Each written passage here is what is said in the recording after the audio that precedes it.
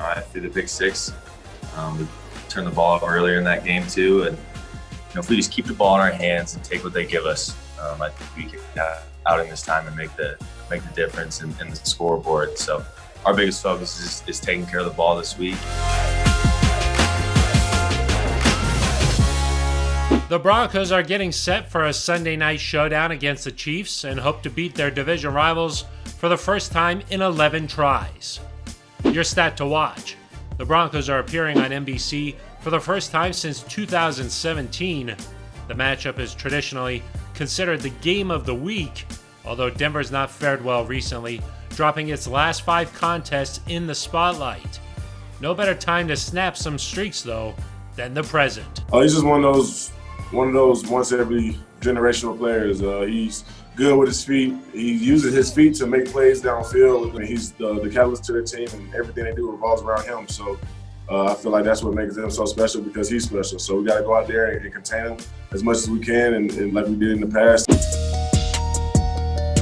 It's no mystery how the Broncos can earn an upset win on Sunday Night Football: win the turnover battle. The Broncos turned the ball over 4 times in a Week 7 loss to Kansas City, but they actually held an early advantage in the turnover margin as they recovered a first-quarter fumble that led to a touchdown that cut the Chiefs' lead to 7-6. From there, though, the Broncos were unable to hold onto the football. They had several costly turnovers, including a Drew Lock pick 6. Now, even if they can hold onto the ball this week in Arrowhead Stadium, that's only half the battle. The Chiefs rarely turn over the football, and Patrick Mahomes has thrown just 2 interceptions this season. If the Broncos can somehow force Mahomes into a mistake or gather another fumble this weekend, they might be able to do enough to earn a win. It'd be the first win for the Broncos in 11 tries, and perhaps not surprisingly, the last time the Broncos beat the Chiefs, a Week 2 win in 2015, is the last time they won the turnover battle.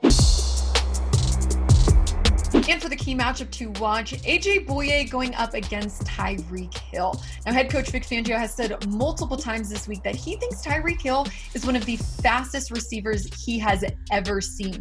And unfortunately, the Broncos secondary is going to be without Bryce Callahan this Sunday, since he was placed on IR this week due to a foot injury that he suffered against the Saints. So a lot of the weight will be put on Bouye to defend Hill. And Hill is coming off a monster game in which he had 13 catches for 269 yards and 3 touchdowns against Tampa Bay. And he became just the 3rd wideout in NFL history to have more than 200 receiving yards in a single quarter since 1980. So no doubt it'll be a tough challenge, but the Broncos did hold Hill to just 55 yards and 1 touchdown in their first meeting this season. The final word. This is the 121st meeting between the Broncos and Chiefs, a rivalry dating back to 1960. Kansas City's recent success is no secret, but a win by the defending champs this Sunday would match their longest streak in the series at 11, something this Broncos team does not want to be remembered for. Now a look at injuries. Philip Lindsay practiced for the 2nd straight day on Friday. He's officially listed as questionable, as is Malik Reed, whose 6.5 sacks are second on the team. Broncos are 2 touchdown underdogs in this one. They've been one of the top teams in the league for like the past 3-4 years. So I would say, yeah, they do stuff different, but I think the biggest thing, I'm pretty sure those last 3 times we have had multiple turnovers in each of those games too. And I think that's just something we just have to figure out, and it helps that it's probably hopefully not going to snow this time.